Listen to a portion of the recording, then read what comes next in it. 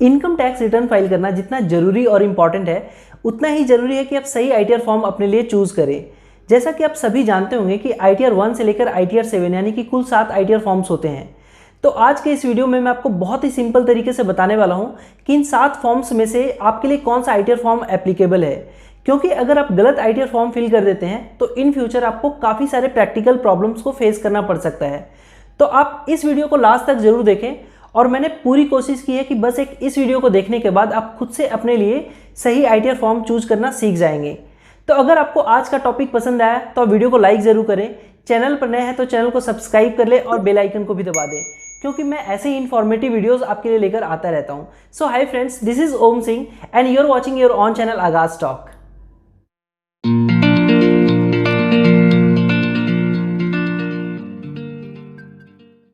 अगर आप एक इंडिविजुअल्स हैं, मतलब चाहे तो आप एक सैलरीड पर्सन है या एक बिजनेसमैन या प्रोप्राइटर हैं, तो आपके लिए केवल 4 income tax return forms relevant हैं, ITR 1, ITR 2, ITR 3 and ITR 4।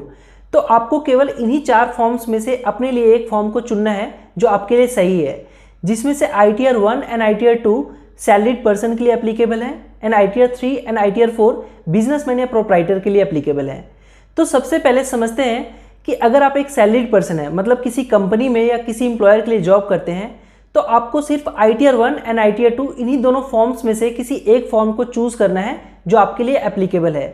तो अब हम वो सारी कंडीशन समझ लेते हैं कि कहाँ आपको आईटीआर 1 भरना है और कहाँ आईटीआर 2 भरना है। ITR 1 form most common form है जो मोस्ट सैलरीड पर्सन के लिए रिलेवेंट है। तो सबसे पहले हम आईटीआर 1 के बारे में समझते हैं, फिर हम आईटीआर 2 के बारे में जानेंगे। आईटीआर 1 भरने के लिए आपको कुछ कंडीशंस को फुलफिल करना जरूरी होता है। तो चलिए जानते हैं कि वो कंडीशंस क्या क्या हैं। पहली कंडीशन है कि आप एक इंडियन रेसिडेंट होने चाहिए, यानी कि आप एक एनआरआई नहीं होने चाहिए, तभी आप आईटीआर 1 फाइल कर पाएंगे। दूसरी कंडीशन है कि आपकी टोटल इनकम 50 लाख से कम होनी चाहिए।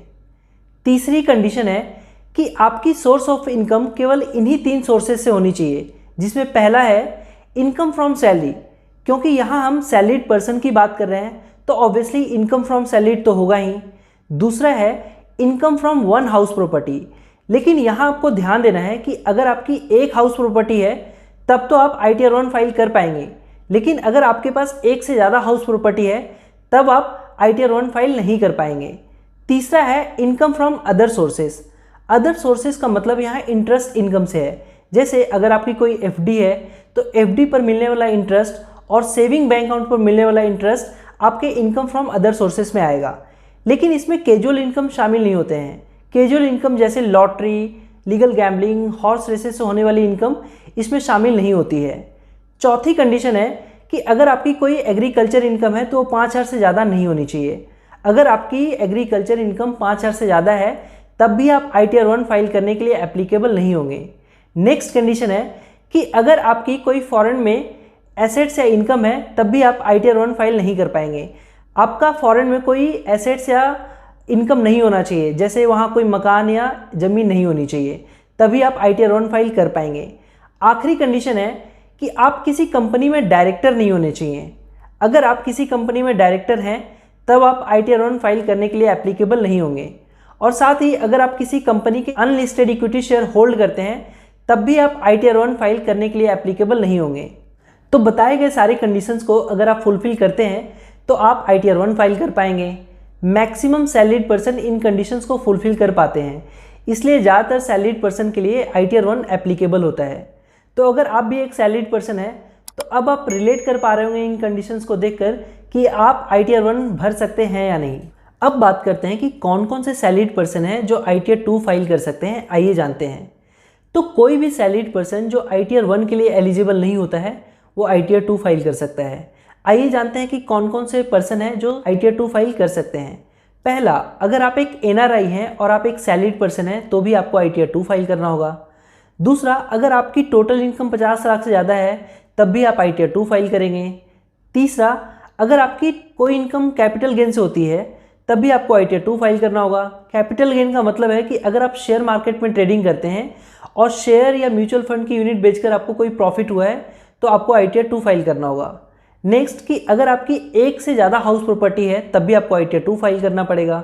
और साथ ही अगर आपकी कोई इनकम कैजुअल इनकम है, जैसे लॉटरी या हॉर्स रेसेस से आपकी कोई इनकम होती है, तो भी आपको ITR 2 ही फाइल करना पड़ेगा।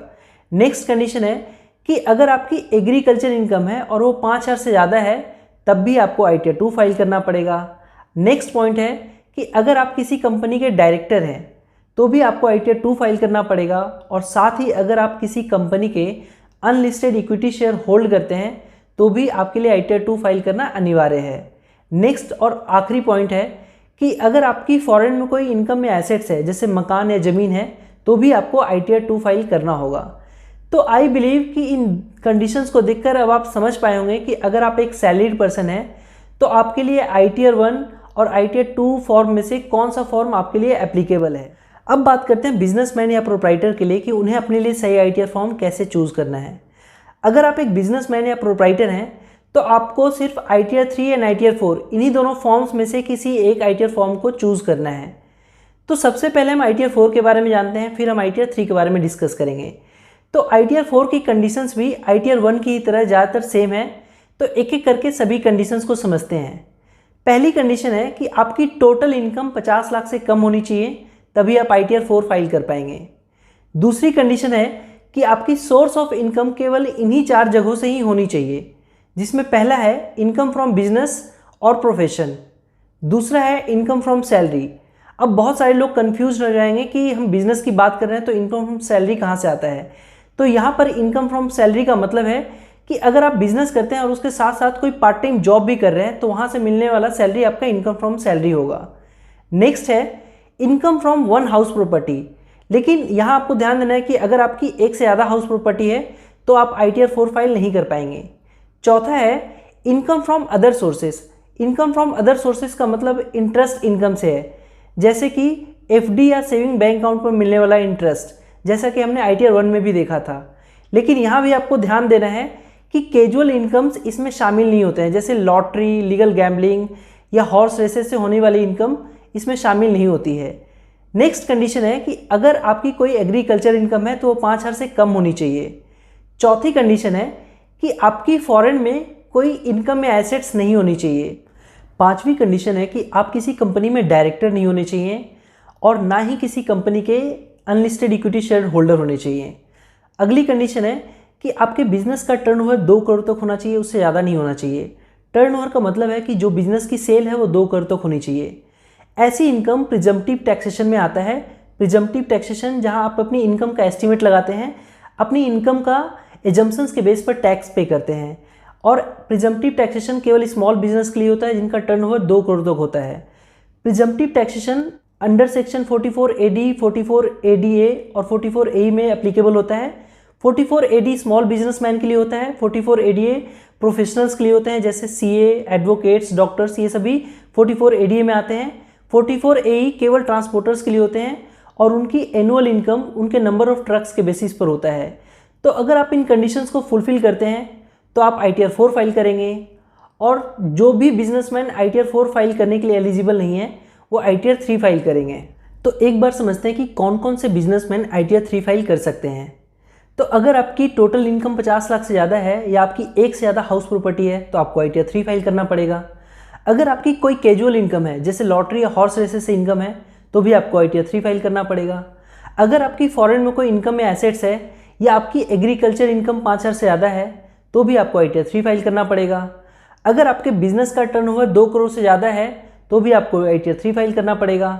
अगर आप किसी कंपनी में डायरेक्टर हैं या किसी कंपनी के अनलिस्टेड इक्विटी शेयर होल्ड करते हैं, तो भी आपको ITR 3 फाइल करना पड़ेगा।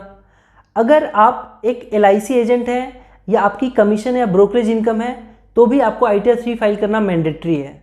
उम्मीद करता हूं दोस्तों कि अगर आप एक इंडिविजुअल्स हैं, चाहे आप एक सैलरीड पर्सन हैं या एक बिजनेसमैन या प्रोप्राइटर हैं, तो इस वीडियो को देखने के बाद अब आपको ये क्लियर हो गया है कि आपको ITR 1, ITR 2, ITR 3 and ITR 4 में से कौन सा ITR भरना है। अगर आपको वीडियो पसंद आया, मेरा काम अच्छा लगा, तो आप इस वीडियो को लाइक ज़रूर करें, अपने दोस्तों के साथ शेयर करें, जिससे उन्हें भी अपने लिए सही ITR चूज़ करने में हेल्प मिले। अगर आपको कोई प्रश्न या सुझाव है इस चैनल से रिलेटेड या इस वीडियो से रिलेटेड, तो आप हमें नीचे कमेंट बॉक्स में कमेंट करके पूछ या बता सकते हैं। मैं जल्द ही आपको उस पर रिप्लाई करने की कोशिश करूंगा। और अभी तक अगर आपने इस चैनल को सब्सक्राइब नहीं किया, तो चैनल को सब्सक्राइब कर ले और बेल आइकन को भी दबा ले, क्योंकि मैं लाता रहूँगा ऐसे बहुत सारे वीडियोस। तो मिलता हूँ मैं आपसे अपनी अगली वीडियो में। So till then keep learning, keep earning and most importantly thanks for watching. Take care, bye bye.